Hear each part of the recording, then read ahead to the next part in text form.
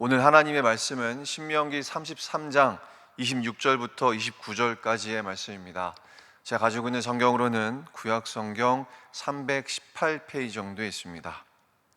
신명기 33장 26절부터 29절까지 말씀을 제가 봉독하도록 하겠습니다. 하나님의 말씀을 들으시기 바랍니다. 여수른이여, 하나님 같은 이가 없도다. 그가 너를 도우시려고 하늘을 타고 궁창에서 위엄을 나타내시는도다. 영원하신 하나님이 내 초소가 되시니 그의 영원하신 팔이 내 아래에 있도다. 그가 내 앞에서 대적을 쫓으시며 멸하라 하시도다. 이스라엘이 안전히 거하며 야곱의 샘은 곡식과 새 포도주의 땅에 홀로 있나니 곧 그의 하늘이 이슬을 내리는 곳에로다. 이스라엘이여, 너는 행복한 사람이로다. 여호와의 구원을 너같이 얻은 백성이 누구냐? 그는 너를 돕는 방패시요 내 영광의 칼이시로다. 내 대적이 내게 복종하리니 내가 그들의 높은 곳을 밟으리로다. 아멘. 오늘 말씀의 제목은 이스라엘이여, 너는 행복한 사람이로다 라는 말씀의 제목으로 오늘의 본문을 함께 살펴보고자 합니다. 먼저 오늘 신명기 33장 1절의 말씀을 읽어보면 하나님의 사람 모세가 죽기 전에 이스라엘 자손을 위하여 축복함이 이러하니라, 이렇게 말씀하면서 오늘 본문을 시작하고 있습니다. 오늘 말씀은 모세가 죽기 전에 이스라엘 자손들을 축복했다라고 말씀합니다. 야곱이 죽음을 앞두고 자신의 가족들을 다 불러서 그들을 축복했던 것처럼 모세 또한 이스라엘의 아버지로서 각 지파들을 한 명 한 명 다 불러가면서 그들을 축복하고 있다라는 것입니다. 그래서 오늘 본문은 세 가지의 축복을 우리에게 보여주고 있는데요, 가장 먼저 우리가 살펴볼 것은 바로 과거의 축복입니다. 모세는 하나님께서 왕 되셨던 이스라엘의 그 역사를 회상합니다. 3절과 4절의 말씀을 보면 하나님께서 사랑의 증표로서 이스라엘 백성들에게 율법을 주셨고, 5절에서는 그가 이스라엘을 뜻하는 여수른의 왕이 되셨다라고 말씀하고 있습니다. 이것이 바로 모세가 가장 먼저 이스라엘 백성들을 축복할 수 있는 이유였고 근거였습니다. 하나님께서 이스라엘의 왕이 되셨다라는 것이죠. 어쩌면 모세의 죽음을 앞두고 있는 이스라엘 백성들은 상당히 불안했는지도 모르겠습니다. 여전히 가나안과의 전쟁이 남아 있었고, 또 모세 다음으로 세워질 새로운 지도자에 대한 염려와 불안들이 있었기 때문입니다. 그래서 그들의 앞날은 두렵고 막막했을 것입니다. 하나님께서 여호수아를 새로운 지도자로 세워주시긴 하셨지만 아직 이스라엘 백성들은 그가 누군지, 또 그가 어떤 사람인지 잘 알지 못했습니다. 그는 지금까지 모세의 시종으로만 알려졌을 뿐이지 그가 어떤 지도력을 갖고 있고 어떤 능력을 갖고 있었는지 전혀 확인된 바가 아무것도 없었기 때문입니다. 약속의 땅을 목전에 두고 그 어느 때보다 모세의 지도력이 절실했던 이 상황 가운데 아직 검증되지 않은 젊은 지도자에게 자신의 미래를 맡긴다는 것은 결코 쉬운 일은 아니었을 것입니다. 그리고 바로 이러한 상황에서 모세는 이전에 이스라엘이 받았던 그 과거의 축복을 다시 한번 생각나게 합니다. 비록 이스라엘의 아버지 같은 모세가 죽는다고 할지라도 하나님은 여전히 이스라엘의 왕이 되시며 그들을 사랑하시고 통치하신다라는 것이죠. 그러니 두려워 말고 불안해 말라는 것입니다. 만왕의 왕이신 하나님께서 가나안 땅에서도 앞서가실 것이고 계속해서 그들을 돌보실 것이며 지켜주실 것이기에 그렇습니다. 이어서 모세는 미래의 축복으로 이들의 앞날을 축복하고 있습니다. 본문을 보면 특별히 레위와 요셉의 축복이 조금 더 많은 분량을 차지하고 있는데요, 우리가 잘 알고 있다시피 레위의 주된 임무는 율법을 가르치고 제사 드리는 것에 있었습니다. 그런데 오늘 본문을 살펴보면 좀 독특하게도 모세가 지금 레위의 임무에 대해서 축복하고 있다는 사실을 볼 수가 있습니다. 10절과 11절에서 이 내용을 조금 더 자세하게 살펴볼 수가 있는데요, 그들의 풍족함과 그들의 사역이 서로 긴밀하게 연결되어 있다는 것입니다. 당시 레위 지파는 이스라엘이 바치는 제물로 살아가는 사람들이었기 때문에 레위 지파가 번영할 수 있었던 것은 결국 이스라엘 지파들의 영적 상태와 긴밀하게 연결되어 있었습니다.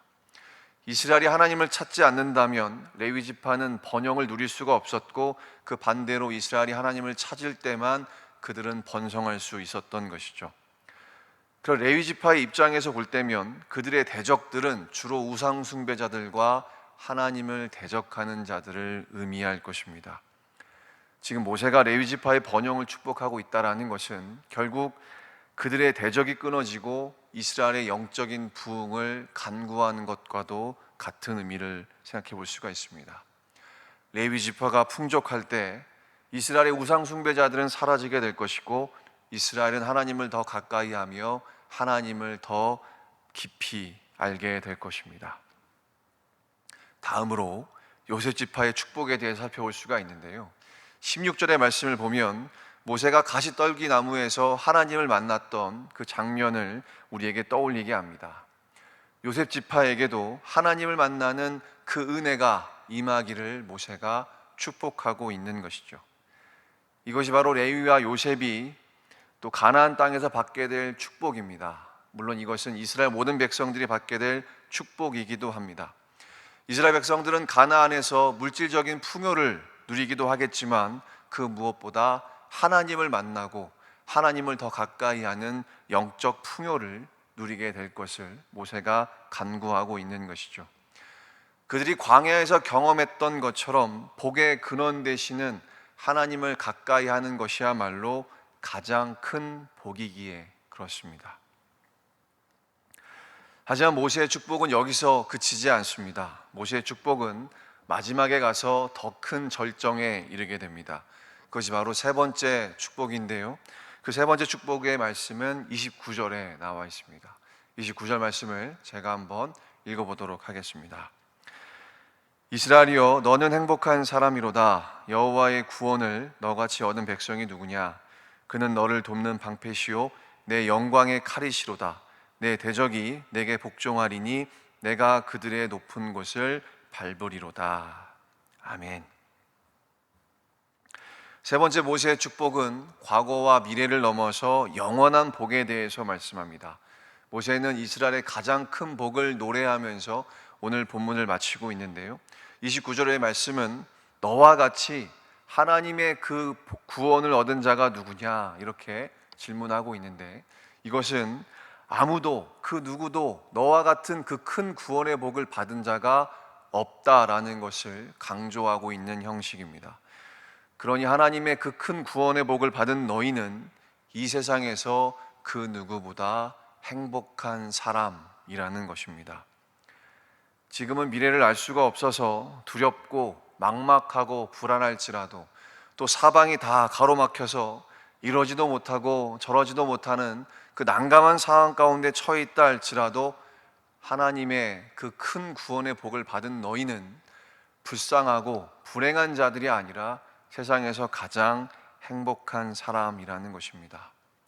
지금까지 이스라엘을 애굽 땅에서 구원하시고 광야길을 인도하신 그 하나님께서 가나안 땅에서도 동일하게 그들을 인도해 주실 것이고, 그 구원의 길로 그들을 이끌어 가실 것이기에 그렇습니다. 이것이 바로 오늘 말씀의 주된 내용입니다. 모세의 축복은 결국 하나님으로 인한 행복한 인생을 말씀하고 있습니다. 이전에 제가 어떤 기사에서 살펴봤을 때 오늘날 대부분의 많은 사람들이 먼 미래의 행복보다 오늘의 행복을 추구한다라고 말하는 기사를 본 적이 있었습니다. 이른바 우리가 알고 있는 것처럼 소확행이라고도 부르는 말인데요, 미래를 알 수가 없으니까 특별하지 않아도 오늘의 행복에 만족하면 그만이라는 생각입니다. 물론 행복을 추구한다는 것이 우리에게 문제가 되진 않습니다. 일상에서, 오늘 우리가 살아가는 그 일상에서 행복을 찾는 것은 너무나도 중요한 일이기에 그렇습니다. 그런데 문제는 행복을 추구하는 것이 문제가 아니라 우리가 너무 쉽게 만족한다는 데 있습니다. 하나님이 없는 행복은 더 큰 기쁨이 무엇인지 알지 못한 채 과자 하나와 사탕 한 개에 쉽게 만족해버리는 어린아이와도 같은 기쁨에 불과하기 때문입니다. 바울은 고린도후서 6장에서 우리가 무명한 자 같으나 우리가 죽은 자 같고 또 근심하며 가난하고 아무것도 없는 자 같지만 우리는 모든 것을 가진 자로다, 이렇게 말씀하는 것을 볼 수가 있습니다. 그리스도 안에서 세상이 주는 것보다 더 큰 복을 얻었으니 우리야말로 모든 것을 가진 자이고 가장 행복한 사람이라는 것입니다. 행복은 보이지 않는 하나님의 형상으로 오신 예수 그리스도 안에 풍성이 담겨 있기 때문입니다. 사랑하는 성도 여러분, 새해를 시작하는 오늘 우리가 기대하고 소망해야 될 가장 큰 복은 무엇일까요? 이스라엘 역사를 통해서 알 수 있는 것처럼 아무리 좋은 것들이 많다 할지라도 하나님이 없으면 문제가 될 수 있습니다. 그러나 반대로 아무리 힘들고 어렵고 곤고한 일이 계속된다 할지라도 하나님이 함께 하시면 그 문제가 큰 축복으로 돌아오는 것을 우리는 보게 되고 또 경험하게 됩니다. 그 대표적인 사건이 바로 예수 그리스도의 십자가에 잘 나타나 있습니다. 임마누엘이신 그리스도께서 십자가의 죽으심으로 영원한 생명을 낳게 됐고 우리의 구원의 큰 복으로 그 모든 것들이 새롭게 됐기 때문입니다.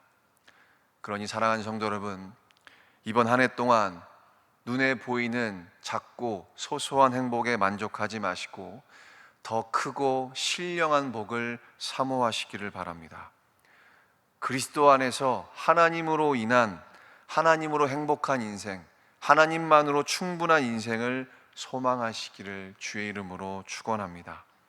이러한 행복이 미래를 알 수가 없어서 불안하고 두려운 이 세상을 염려하지 않고 조급해하지 않으며 살아갈 수 있는 힘과 용기를 더해 줄 것입니다. 성령 하나님께서 우리의 구원을 완성하신 예수 그리스도의 그 복음을 더 깊이 묵상하는 이번 새해가 될 수 있도록 믿음과 은혜를 허락해 주셔서 이 불안한 이 세상 속에서 가장 큰 행복을 누리며 살아가시는 저와 여러분 되시기를 예수 그리스도의 이름으로 축원합니다.